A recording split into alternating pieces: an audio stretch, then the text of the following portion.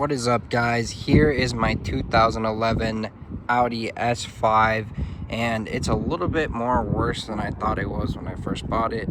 Let me show you everything that's wrong with this car. Let's get right into it. So if it's your first time to the channel, welcome to the channel, guys. Basically what I do here is I buy cars just like this that most people would stay away from, so you don't have to follow my mistakes. So today we're going to be taking a look at, of course, this beautiful Audi S5 that I bought. And I got this car for what some would say is a pretty good deal, but it did come with a lot of extra problems that I really didn't know about when I got the car. And I did buy it sight unseen. You know, I kind of knew what I was getting into with an old German V8, so no surprise there. But there is some things definitely that I didn't know of when I bought the car. And let's get right into it, and let's just start with everything that's on the dash first.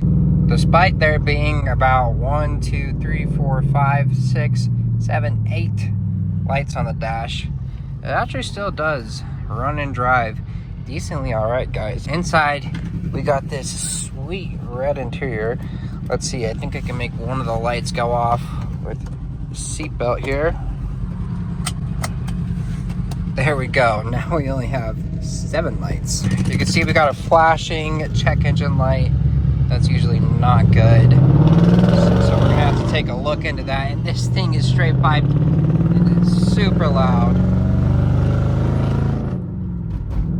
Woo. As well as slammed and very bouncy. First thing we're gonna check here, guys, is gonna be all the codes that we have on the dash. I'm using this little Bluetooth scanner, OBD Link. I believe I got it off Amazon for around $100 or so. I originally got this from my Alpha because it could connect to a certain dealer software program to reset some things, but I've used this for a couple different things and it gets the job done. So let's plug this in and read what codes we have. It is so low underneath here. There we go. Port right there. That plugged in. Let's read these codes. So we got a couple codes that we're getting, nothing too crazy. The most important thing here that I noticed is we don't have any camshaft position sensor codes, which usually with this motor would indicate something wrong with the timing. So it's good that we don't have any of that.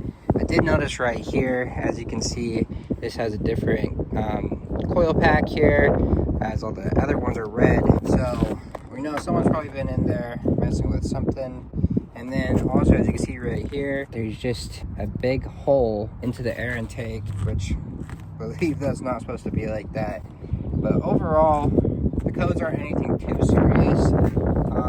I had heard some bad things from other people in my local area saying that this car had been mistreated. But in my opinion, codes don't look too bad. We got some misfires, just common things. So really, guys, I mean, you know, if you watch this channel, I'm not a mechanic, I'm just an enthusiast, but we might dive into it, we might not. We'll just have to see how long we have the car and what have you. Everything else up top looks all right. Looks like we have some valve covers leaking, some small stuff here and there, but nothing too concerning. Unfortunately, we don't have a scanner to check for the ABS light and brake and ECT and whatever. My scanner doesn't check those, so I'm not sure what those are for. But if you look down here, we got these wiring harness. This is for the headlight, but we have a separate wiring harness right here that runs into the fender liner, and that was rubbing, kind of hard to see, but it was rubbing on the inside of the tire right there. So I suspect maybe a wheel speed sensor or something like that. So it's fair share of codes and problems that we have there. So as for the suspension on this thing, obviously it is lowered. It is on coils. I had heard previously that it was on bags, which would make sense why the rear trunk looks like this. Rear trunk is in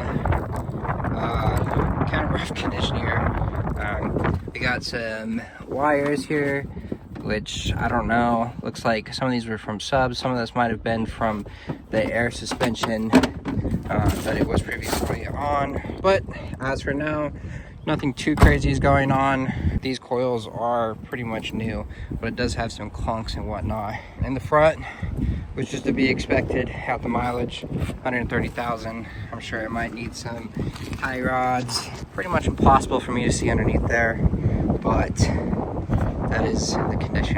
You can also see we're missing the fender liner on this side, which happened from being too damn low. Okay, now we're gonna take a look at the overall cosmetics, and something really weird that I noticed with this car is might be kind of hard to tell since it's white and my lighting here, but there's a bunch of like weird scratches on the vehicle itself. Most of the body is in good condition overall, but the paint I can't say the same for. There's also even some paint chipping here and there. Really just overall the paint is just not in great condition, and it's really weird. It almost looks like maybe someone had a wrap on here. Let me know what you guys think about that. And like I said, it might be, I don't know if you guys can pick up on what I'm seeing, but it's just very interesting, and it seems to be mainly on the hood and the rear trunk. But besides that, I mean, the car does still look beautiful. Looks like it's sitting a little bit crooked.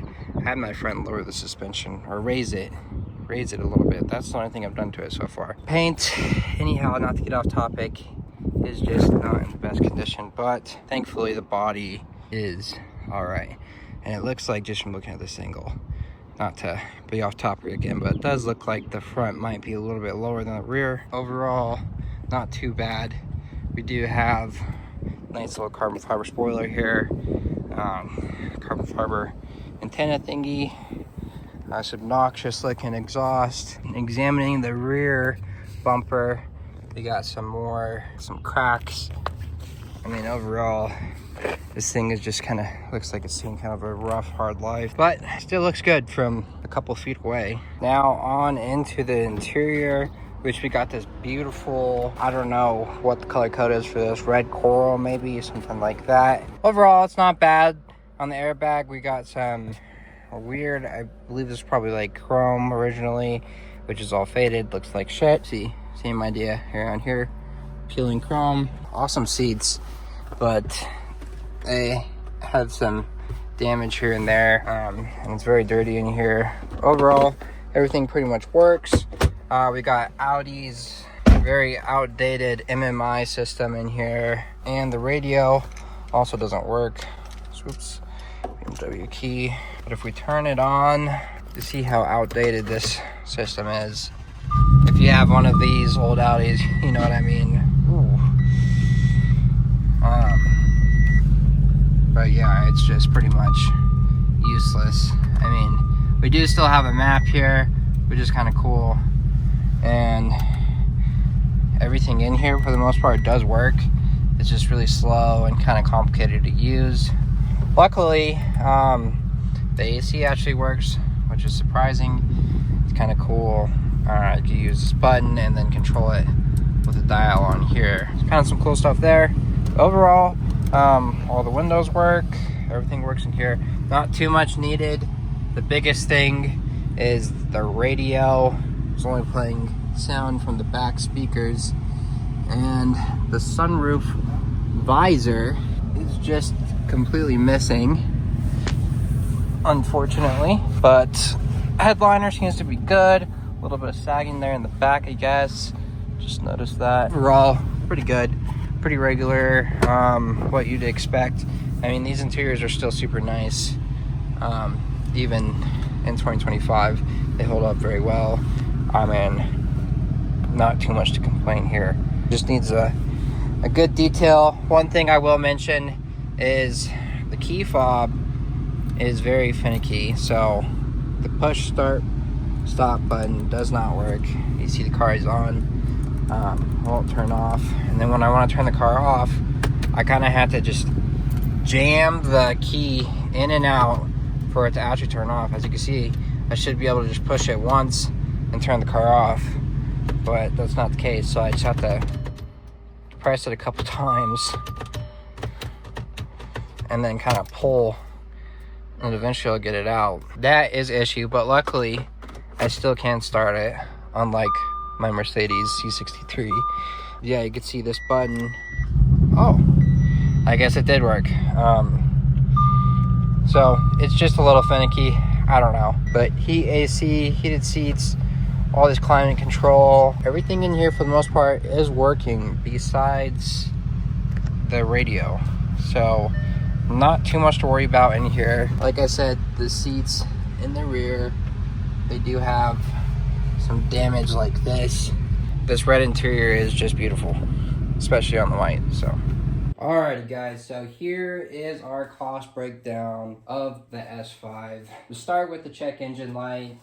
We had a couple different codes being posted there, so we can estimate around $350 coil packs, spark plugs at minimum. Another probably $200-300 for extra diagnosing, extra parts. I'm not too sure what exactly we're gonna have to do with that, so I'm just gonna give a rough estimate of about $800. Sounds like a pretty reasonable number to me for including for suspension wise. That is definitely gonna be a big mystery point. I'm not very good with suspension stuff. This is gonna be an estimate of me doing things myself, but suspension parts can get pretty expensive, pretty straightforward to replace most of the time, but still expensive. I'm gonna guess maybe some tie rods, you know, ball joints, etc. We could probably estimate $400, I'll say. Just a very rough estimate. Like I said, it was too low for me to really get underneath there. We might have to adjust the coilovers. Look like it's sitting a little bit farther to the left on one side. As for cosmetics, this depends on what route we wanted to go on this, but if we were really gonna do it properly, I'm just gonna say proper would be wrapping it at that point. I think the car would be not in good enough condition to do paint unless you really had money for it like that. Now, I'm gonna say a decent wrap is between $1,500 to